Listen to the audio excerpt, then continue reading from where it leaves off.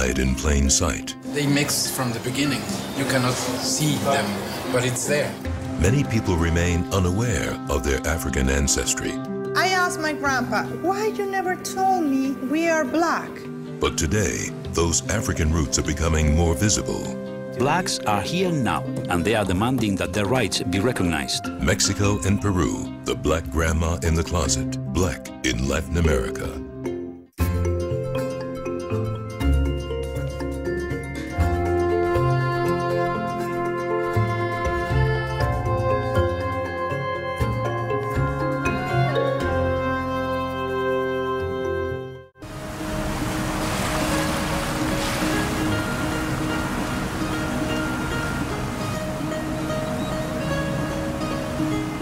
When you think of Mexico, what comes to mind?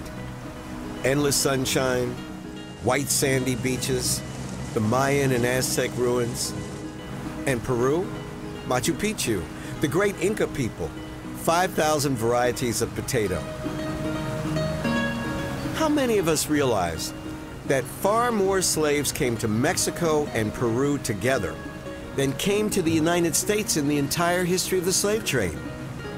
I've come here to search for the lost history of black people in Mexico and Peru.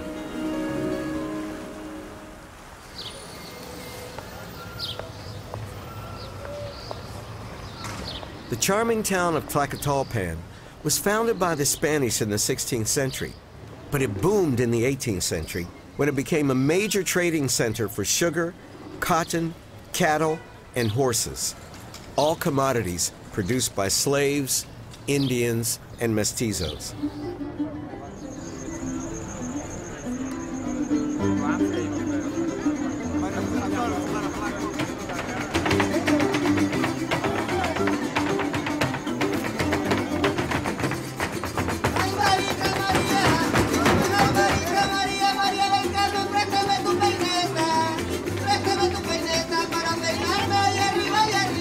Today, Tlacotalpan is known for its fandangos, music and dance that combine Spanish, indigenous, and African traditions.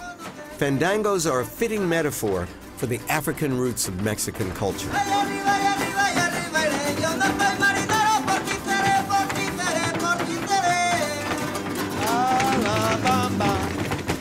Fandango. Those girls are great. Now, the boys dance or just girls? Well, they always say that the first hour for it, like, watch the girls. Check if you want to dance with one of them later.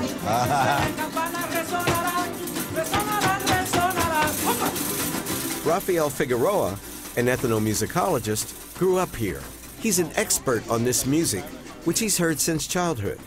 Fandango, it's a really mix of Hispanic and African mainly. Even though it's Hispanic instruments, but they are played in a really percussive way, and they are playing, against each other with the result of a big polyrhythm. Polyrhythm. Polyrhythm. That's African. Yes. I've seen fandangos ending around 6 or 7 a.m. next afternoon. I love this town.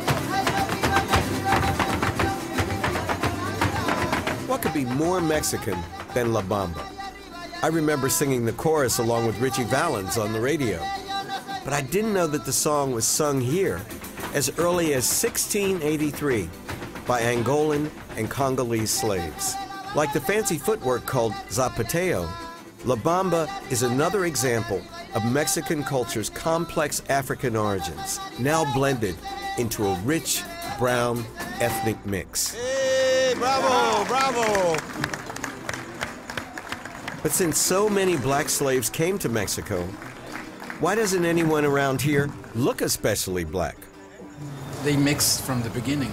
That's why you cannot, see them, but it's there. So the blackness is diluted? Yes. A lot of African elements are still present. We are darker than the rest of the Republic. Also, the way of talking, we have a specific accent. Really? Yeah. Can you do it for me? If you say helado, ice cream, here you would you drop the D, so it's helado. Or you drop the final S of some words. Oh. But it's really common among the people from African origin. I've noticed some people will say buenos dias instead of buenos dias. And I thought, What's wrong with you?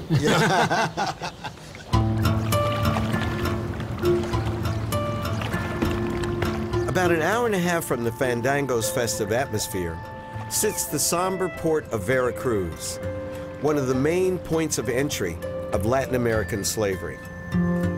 Starting in 1535, virtually all of the commodities arriving in Mexico, including African slaves, were unloaded here. It was called the Key of New Spain, the port of San Juan de Ulúa. Judith Hernandez studies the archaeology of Veracruz, and Sagrario Cruz Carretero is a professor of anthropology at the University of Veracruz. Both are helping me imagine the arrival of hundreds of thousands of slaves through this very port. How long did it take to get to Veracruz from the ports in Africa? Some records mention 2 months. That's a long time to be in a steam bath. Right, and I found 20% of the load died. And in the 16th and early 17th centuries, 1 out of every 2 slaves bound for the Americas disembarked in Mexico. In fact, in the year 1553, Viceroy Luis Velasco asked King Charles of Spain to curtail the trade, fearing an uprising, and with good reason. Until 1650, the number of blacks and mulattoes was roughly equal to the number of white people living here. These are rings to which they tie their ships. They're heavy. The port didn't have a pier or docks.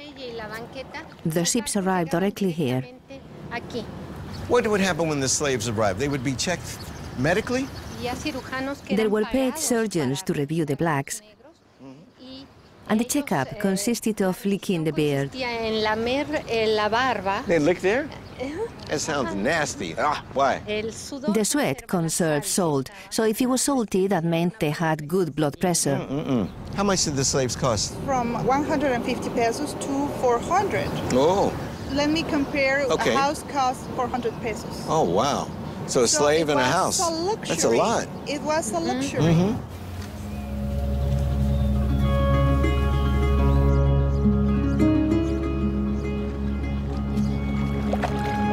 This is what the slaves would have seen first, after surviving the treacherous Middle Passage. Here they encountered a new country, a new language, and a new life as someone else's property. These walls are covered with African blood because they were forced to construct this gorgeous building after the indigenous population decreased because illness. And they were forced to dive into the ocean and get these stones because they are made of coral. I see, coral, yes, yeah. Yes, it's coral. And many of them died in this process. It's a history of death and a history of invisibility. So this is the fingerprint of black history in Mexico. Right. It was right here. Right, definitely. Death and invisibility.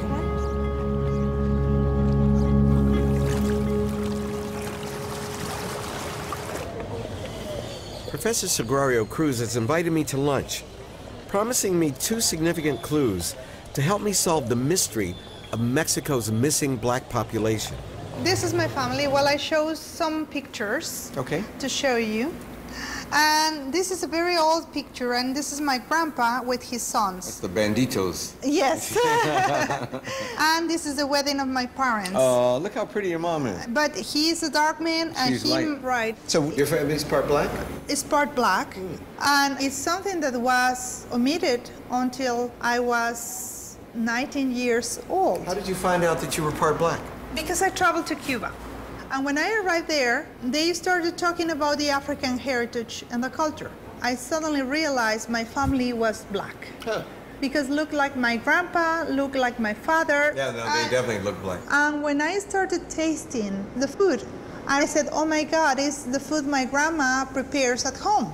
I recommend you to taste the mogo mogo. That sounds African. Yes, sounds African. And we have the same recipe in Puerto Rico, it's fufu. In Ghana, fufu. Right. Fufu is like having a bowling ball in your belly. It Yes, is like, yes. And in Cuba it's called mofongo. And here we have fried yuca. I love fried yuca. It's like a big French fry. But Right. This was originally prepared by slaves because they needed carbohydrate. yeah, they had to work all day in the sun. Right.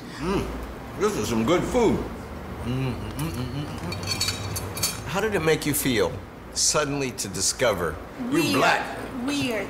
It was like if you will be this, you will discover that you are adopted.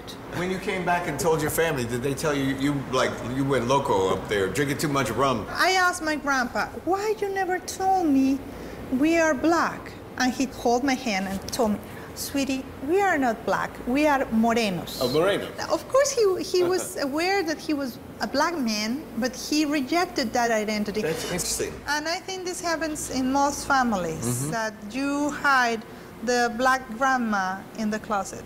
The black grandma in the closet, huh? Yeah. In America, traditionally, if you had 1 drop of black blood, you were black. If the 1 drop rule were applied in Mexico, all of these people would be black.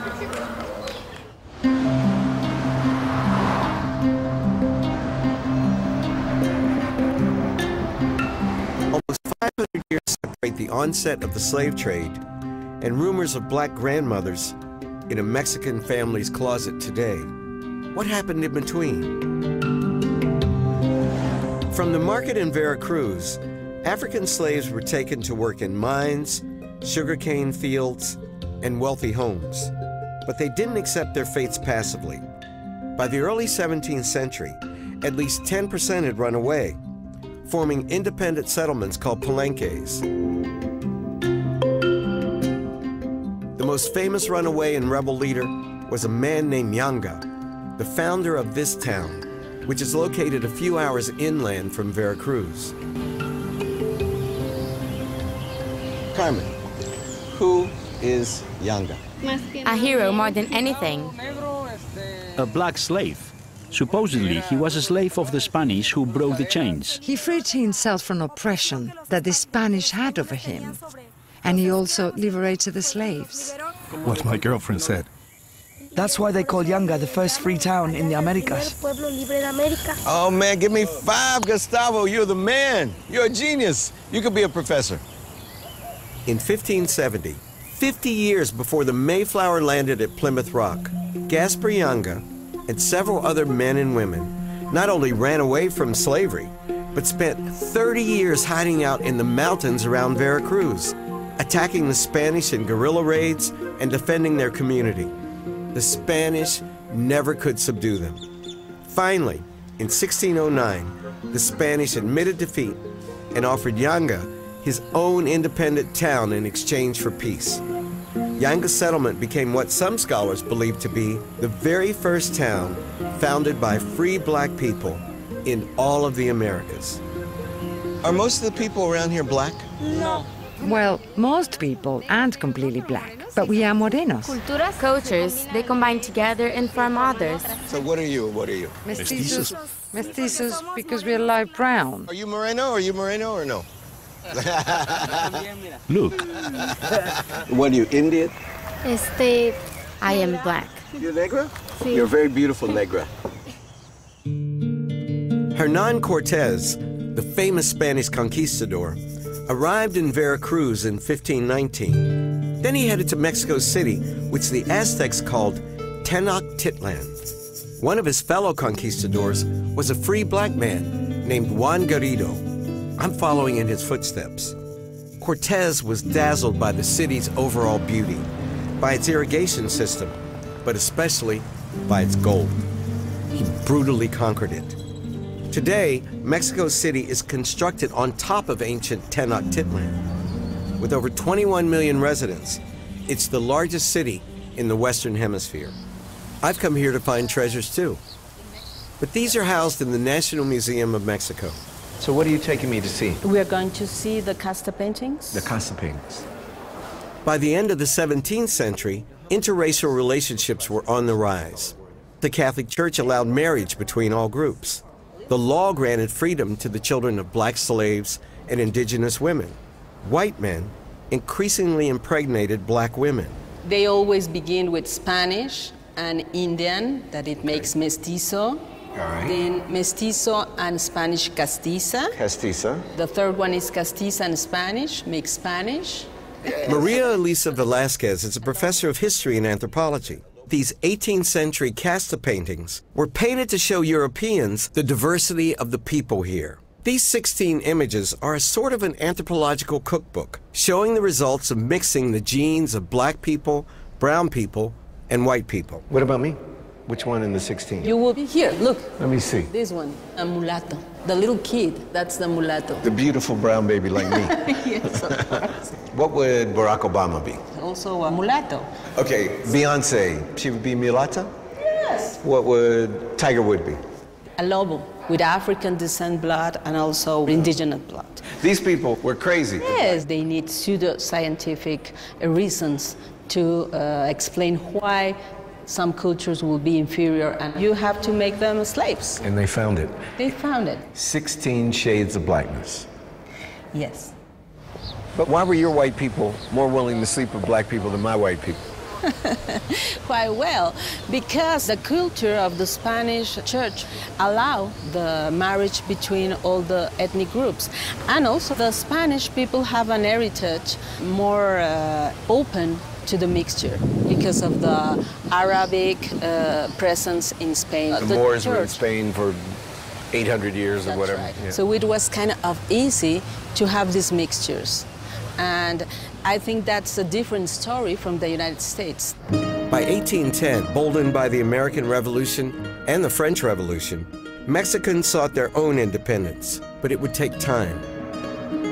So the War of Independence, 1810, 1821. Yes, it was a very long war. The revolution was started by a priest named Father Hidalgo. He called for the abolition of all castes, saying Indians, mulattoes, and other castes all will be known as Americans. After he was killed, his cause was taken up in succession by two generals, a priest named Jose Maria Morelos and Vicente Guerrero. In fact, both were Afro-descendants. Wait a minute. Two black people were generals in the War of Independence. Yes. So this is like George Washington being black. Yes. For Americans. Yes, yes. That's astonishing. Yes. After Morelos was killed by the Spanish in 1815, the Negro Guerrero, as his enemies mockingly called him, saw the war to its conclusion with the help of many black Mexicans. In one story, Guerrero's father beseeched him to surrender to the Spanish. In front of his men, he answered, "You are my father, but the country comes first." La patria es primero is now a famous phrase throughout Mexico. Yes, and in fact, in 1830, Guerrero stopped slavery by writing the law in the Constitution. 33 years before Abraham Lincoln signed the Emancipation Proclamation. Yes. Also, an important thing about Guerrero is that he was the second president in Mexico. So you had your Barack Obama in 1830. That's right. So once again, Mexico is the head of the United States. Yes, of course. That's amazing. Imagine if George Washington and John Adams had been African Americans. Would we have needed a civil rights movement?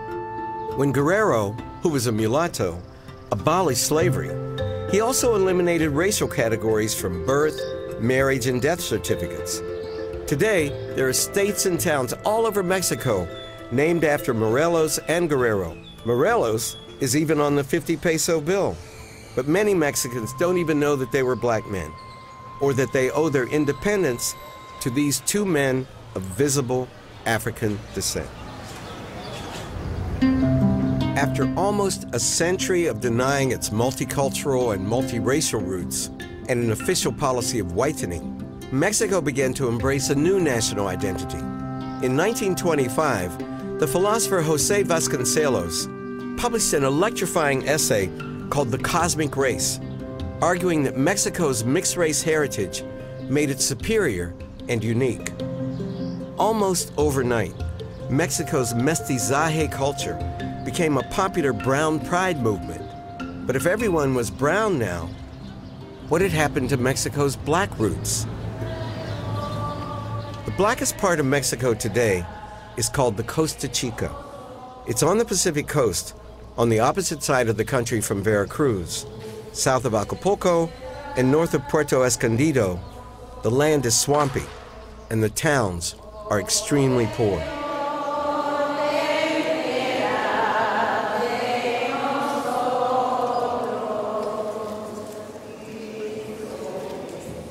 the Costa Chica has remained Mexico's blackest region for centuries because it was so isolated. There wasn't even a highway to get here until the 1950s.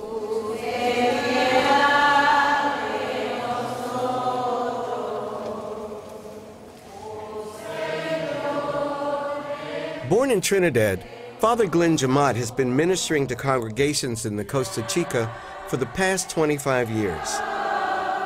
Part of Father Glenn's mission has been to raise black consciousness, even founding an annual conference of black towns. I wanted to learn from him how the Mexicans who can't pass as brown or cosmic relate to their blackness and their heritage of slavery. The first occasion when I said a mass, a grown man came and he said, "Who are you?" And I said, "I am the priest." And for about 10 minutes, he went on, "You're not a priest. You couldn't be a priest. I've never seen a black priest.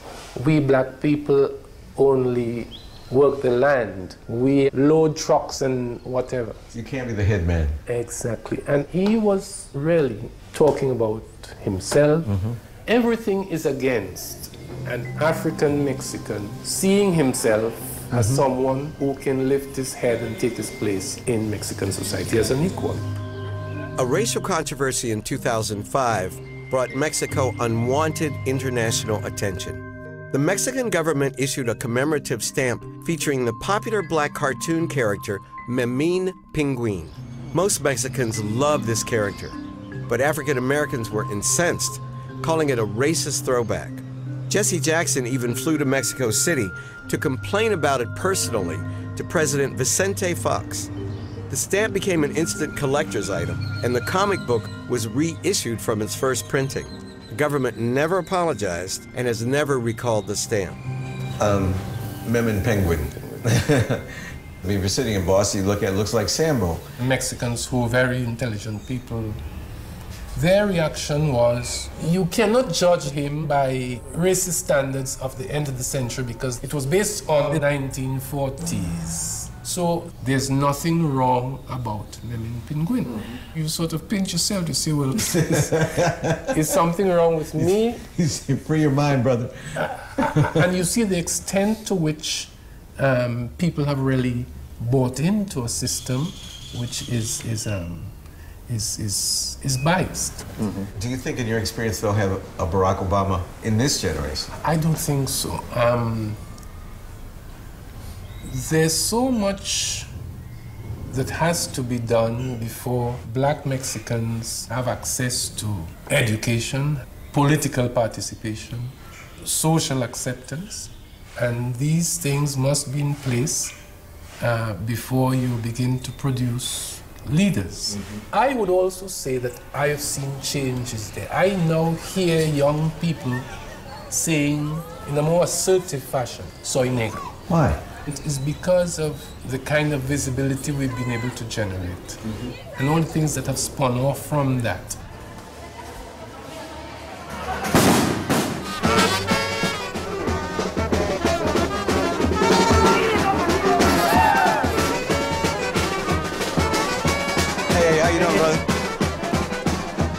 This place looks like Harlem to me. This looks like Africa, Mexico. It does, it's great. But we speak Spanish, but we believe in the resurrected Christ. I mean, the Spanish culture, the European culture is also in us. And because of that, it's difficult to say we are only blacks. What are we? A mix? A mix. Eduardo Zapata is a journalist, a native Costa Chican, and an example of the new generation Father Glenn mentioned, a generation proud of their black identity. What have these people gathered to celebrate? That one of them was ordained a priest. He makes many of the people here feel proud. The Toro de Petate is danced throughout all of America, from Argentina to Mexico. The Toro de Petate dance celebrates the bull, which is part of most Latin American cultures. But when it's danced in Afro-Latino communities, the bull has a special significance. His valor becomes a metaphor for freedom from slavery. Spirit.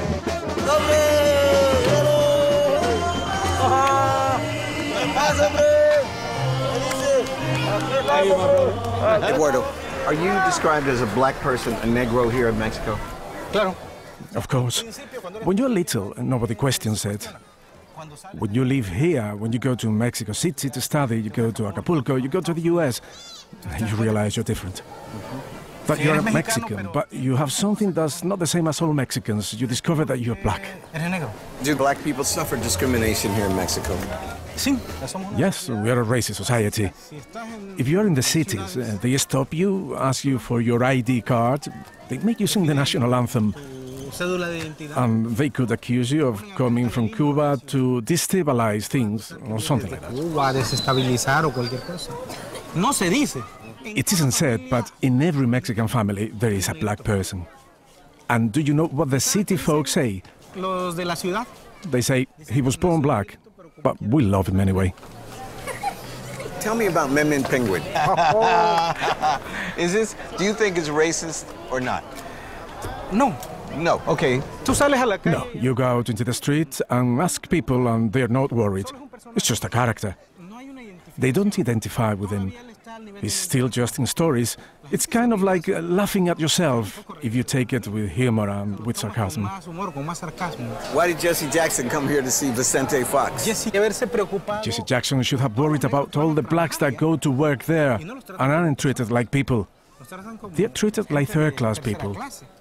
Because he's not interested in black people who are living. He's interested in Memin Penguin. Politics. Política.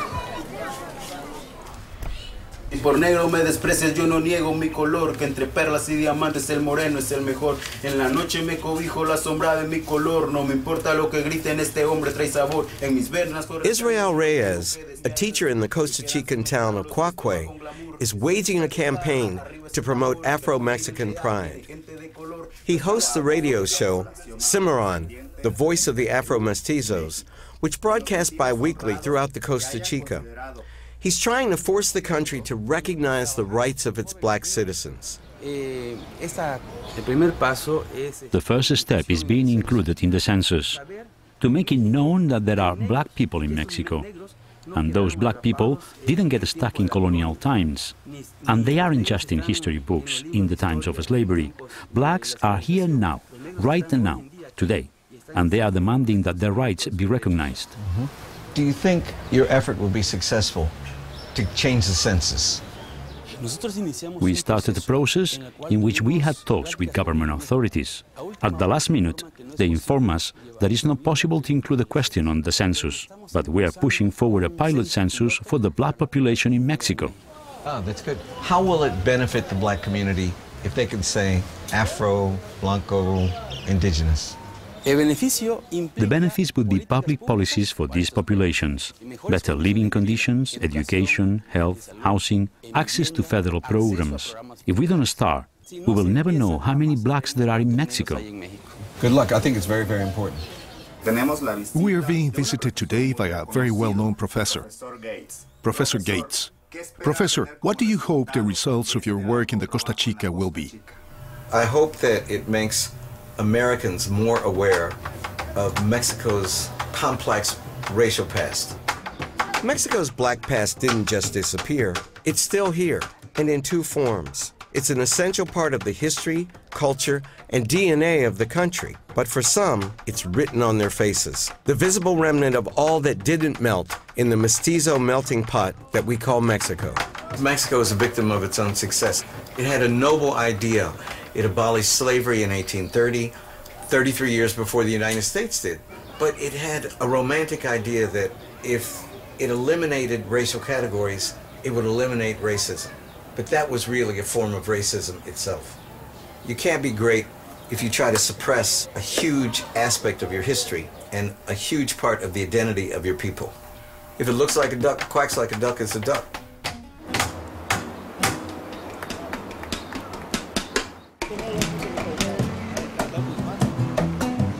I was introduced to Afro-Peru through the voice of Susana Baca.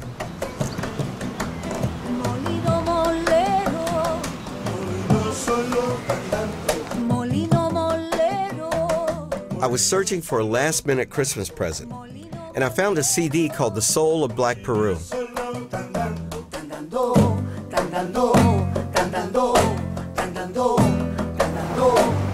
Now, I have to confess, before that day, I didn't even know that there was a black Peru, and I certainly didn't think Peru had soul. At least, this kind of soul. For me, Peru was the great Inca civilizations, Machu Picchu, the Andes. And yet, 300 years ago, the capital of Lima was considered a black city. To find out what happened to all those black people, I'm starting with the only one I've ever heard of.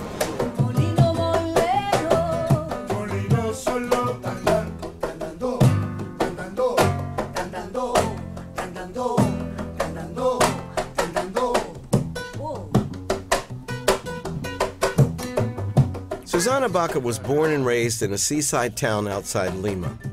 Today, she's an international music star, but she's devoted years to researching Afro-Peruvian music traditions. I began with my mother. I asked her to tell me things about her life. After that, I interviewed my aunties, and after that, I traveled through Peru, especially along the coastline where the Afro-Peruvians had settled. I almost reached the border with Ecuador, searching for music, poetry, verses. Susana told me that she didn't even realize that she was black and that this might make her different from her classmates until she was in high school. Terrible. Terrible. It was terrible. Something happened that was very ugly and very sad for me. When they told us in school that the teacher was going to come to choose the girls who danced very well, I thought, well, I'm going to be chosen because I dance. She only chose the white girls. The Indian girls and the black girls did not belong to the dance group. What in your environment gave you the strength to overcome racism like that? Our family gathered on Sundays. I will go to where they were playing music, to the uncles playing guitar, the aunties singing, and there I was in the middle. That was my salvation. Allí está el molino moliendo mi pena, moliendo. And then happily, when I won the Grammy, a lady said, because of her, the world knows about us. This was so beautiful for me to hear. Allí está el molino.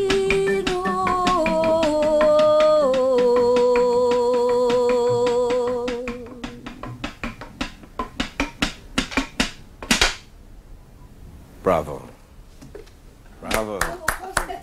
The world knows about Susana Baca, but like me, it probably doesn't know very much about the estimated 2 million other Afro-Peruvians who live here. I want to find out who they are, where they come from, how they've contributed to this country, and how they're treated. How is their history different than that of Afro-Mexicans? My guide is Carlos Aguirre, a native of Peru and a professor of history and Latin American studies at the University of Oregon. The street we are in is part of the neighborhood called Malambo. Malambo was the name given to the slave market, where slaves were brought after they arrived in Callao, the port west of Lima. The Spanish conquistador Francisco Pizarro brought the first slaves to Peru in 1527. Legend says that upon seeing the first Africans, some of the Native Americans began to rub their skin, trying to remove their blackness. As the Spanish ravished Peru's gold, silver, and emeralds, the diseases they carried decimated the indigenous people, just as in Mexico. To replace them, first on sugar plantations and then in the silver mines, the Spanish imported at least 100,000 African slaves. And within 100 years, Peru became the richest region in the New World. At its height, how black was Lima? Between 30 and 40% black. And many people considered Lima a black city because, you know, they were surrendered by blacks wherever they went. Surrounded by blacks, yeah.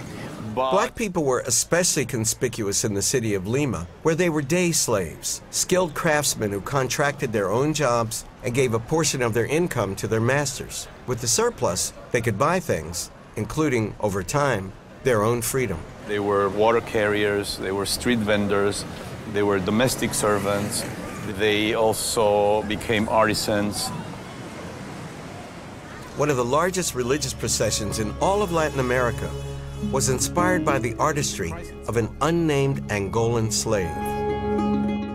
Painted in the 17th century, this image of Christ is called El Señor de los Milagros, the Lord of the Miracles. Oh my God, it's beautiful. Yeah, look at that lit up. There was an earthquake in the 17th century. The whole area was destroyed except the wall where the Christ was painted. This was attributed to a miracle. I think it's a miracle. It is I think it's a miracle that the brother painted it in the first place. And in fact, it survived not one, but several earthquakes. And so they started worshiping this image, and it became a cult, mostly among the Afro-Peruvian population, but then gradually it expanded. And then today, during the month of October, they take a copy onto a procession followed by hundreds of thousands of people. Hundreds of thousands, huh? So that's it, painted by a slave from Angola. It's pretty amazing. Pretty amazing.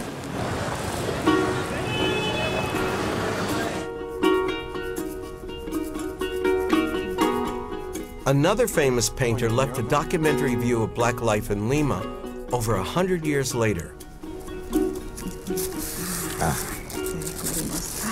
Ooh, look at that. How beautiful. Look. I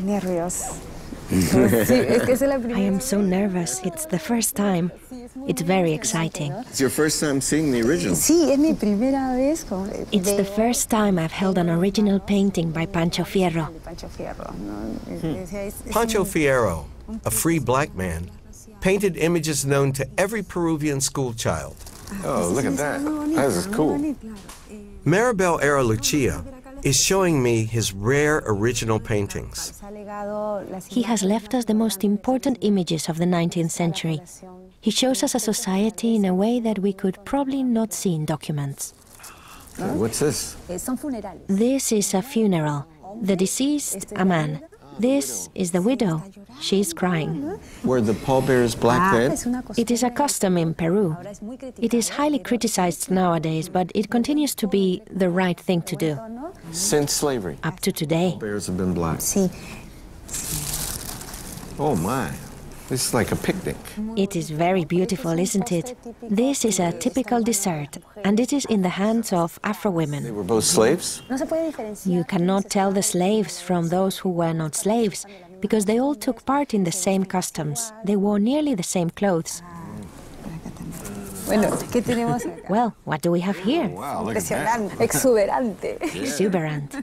And three races, Indian, black, white. This scene is fantastic. It shows us three women, but the one that takes center stage is the Afro woman. He was an anthropologist. Oh, yeah. In effect, huh?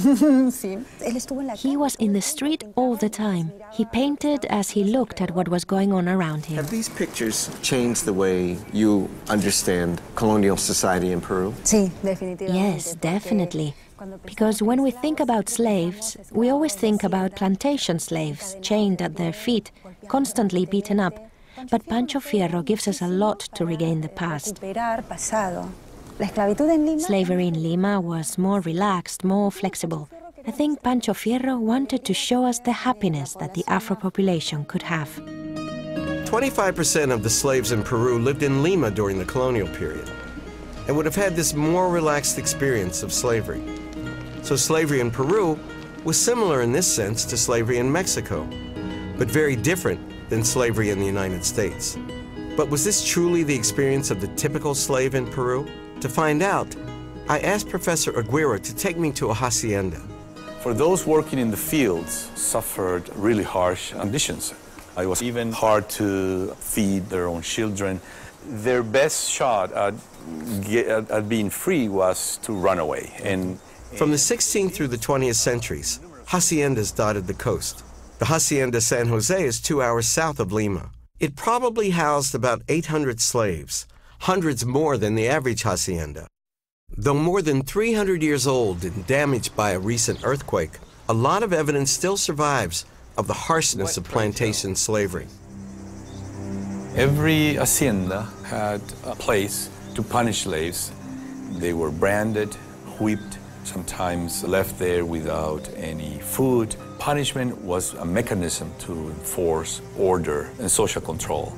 Just imagine a riot or a rebellion of these slaves. As in Mexico, and about at the same time, revolutionaries in Peru found thousands of plantation slaves ready to abandon their fields and join the War of Independence, lured by promises of freedom and equality. Simón Bolívar has to win the contest, hands down, for the most statues in the Western Hemisphere.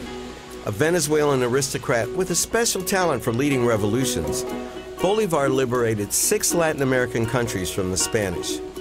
In 1821, together with General José de San Martín, he freed Peru. But unlike their Mexican counterparts, Bolívar and San Martín didn't keep their promises to end slavery after independence. Slave owners themselves, they passed laws granting freedom only when slaves reached certain ages.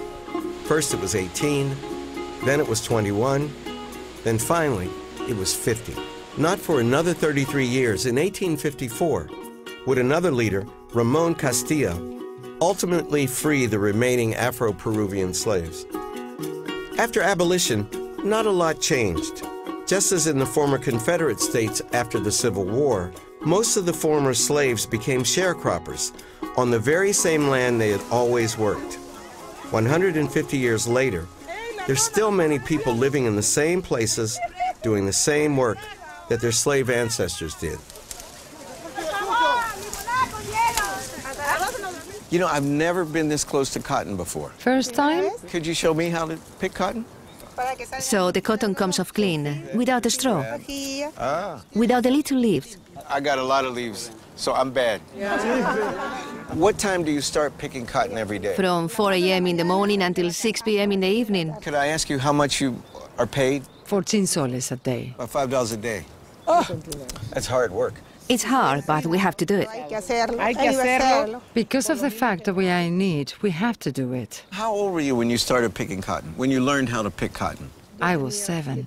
Do you think your children will pick cotton too? No, we don't want that for them. It's hard work. Es trabajo difícil. Gracias. Thank you. And take this cotton ball as a souvenir.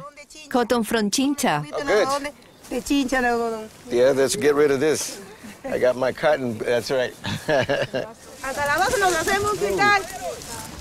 These workers live in the black town of El Carmen. Most of the town's inhabitants are descended from the slaves of the Hacienda San Jose. Still suffering from extreme poverty, only 27% of the Afro-Peruvian people even finish high school, and only 2% get a college education. In recent years, this historically black community has reinvented itself as the authentic heartbeat of Afro-Peruvian music.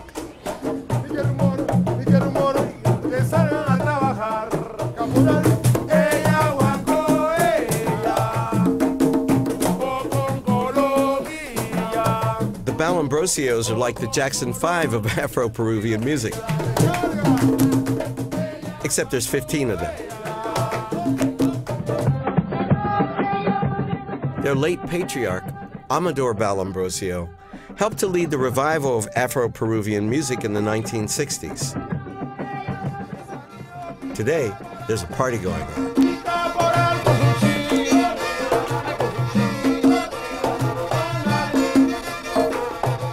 Why is it important to you to preserve the traditions of the Afro-Peruvian community, especially today in the world of hip-hop and reggae? We have an ancestral heritage of African music that goes back 350 years. We are a family with roots, and we still preserve the black presence. The day we play another type of music, that we're featured on giant posters and we look really good, that will be the day that we're making black culture disappear in this place. Haciendo que la cultura negra desaparezca en este lugar.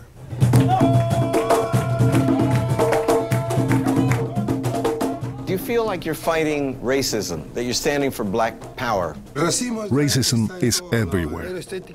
The blacks are labeled as being those who work in the doorways of hotels, or in a restaurant, or This black guy dances really well. That's all he's good for. He's not very intelligent.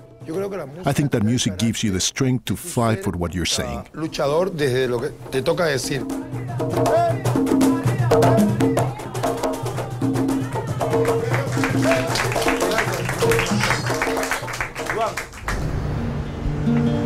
Despite the kind of pervasive racism that Chebo describes, last year, the Peruvian government made an unprecedented public apology to its black citizens.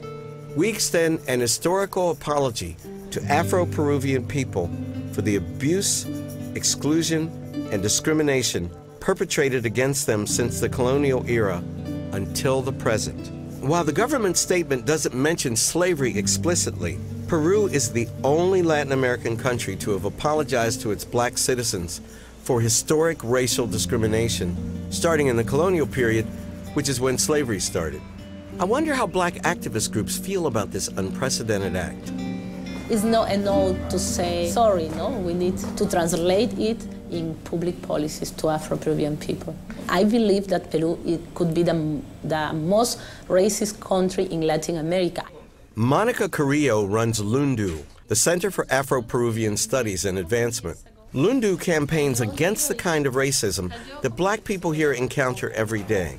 There is a character, the name is Negro Mama. Mama in Peruvian, it's not mama, it's not mother, it's mama, it's like stupid. No. So the name of the character is Negro Mama. And he paints his face. He's white? He's white. For example... That's, oh my God, that's La Negro Mama? Yes. Oh. So he's playing a stupid black man. Yeah. And he used black gloves like monkey. And he walk like monkey too. It's terrible. This is Negro Mama, no? And all the time he's stealing or he's trying to rape women. This is like minstrel shows. Yeah. I can't believe it. It's disgusting. It's disgusting, but Lundu organized protests against Negro Mama 2 months ago, and it was removed from the air, but he backs 1 week ago. It came back? He came back. Why did it come back? Yeah, because they say that we are attacking the free speech. They accuse you of censorship. Yes, but now we are trying to organize an international campaign with institutions in the United States, of course. You can sign me up. Yes, it was the first time in the Peruvian history that a racial discussion was so big and about Afro-descendant people too. But at the same time, people spit on my face. They did? Yes. No, there are people try to, ¿cómo se dice? Run over? Yeah, run over. Yeah. These kind of situations you can feel in Peru. You can feel every day, but in this context, maybe we are living a more dramatical problem. I've seen some racist things on television in my lifetime. Alfalfa and buckwheat from our gang. Amos and Andrew, of course, at the top of the heap, but I have never seen anything as racist as La Negra Mama, shown each week in prime time here in Peru. Black Peruvians themselves are criticizing racist stereotypes in popular culture. Yet back in Mexico, that kind of criticism still comes largely from outsiders. Cheche, yesterday I saw La Negra Mama for the first time. Do you think it's important to get it off the air? I think that in a free country, the fight is not whether you're against it or not, because if they get it off the air, they are going to give it more importance. But if people don't pay attention to it, don't give it value, then gradually it is going to start disappearing. Cheche Campos and I have traveled similar paths, albeit in different countries. We're the same age, we've been influenced by the same authors, and we've both spent our careers as professors. How is Peru different for a black person today than it was when you and I were students? I think it has changed significantly, because before we were totally invisible. Now we are visible, and after many years, I believe it is not an issue of finding Africa. It is an issue about finding Peru. At its depth, it's about finding integration. The future of blacks is multiculturalism in Peru. That's right. I believe that the black organizations have to worry more about other aspects than waste energy on the fight against discrimination and racism.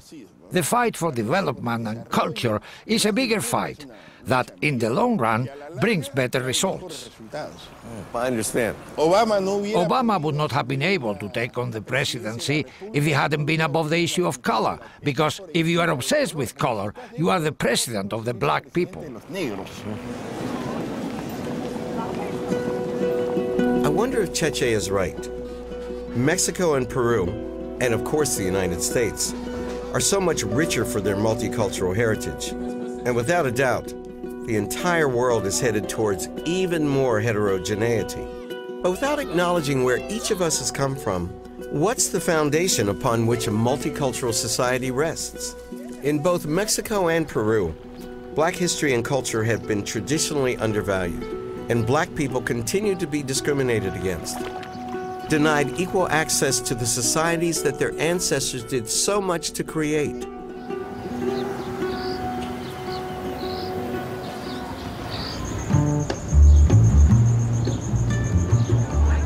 Afro-Latinos have a double identity as citizens and culturally. They're both black and Latino.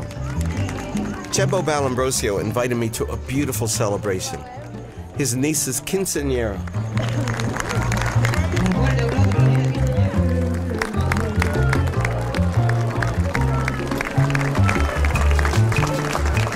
This is the traditional rite of passage for 15-year-olds all throughout Latin America.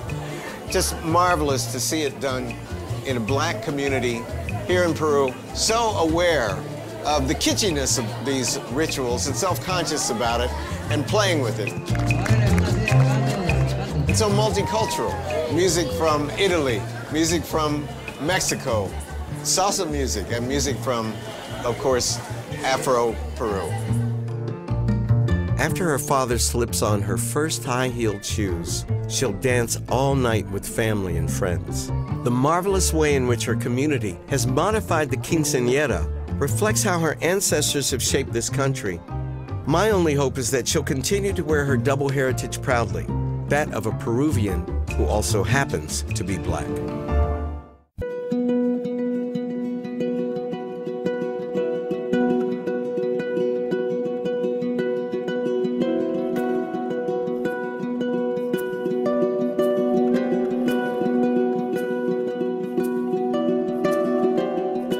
To find out more about how the people of Latin America embrace their African history, visit pbs.org. To order Black in Latin America on DVD for $29.99 or to pre-order the companion book for $26.95, call 1-800-336-1917 or write to the address on your screen.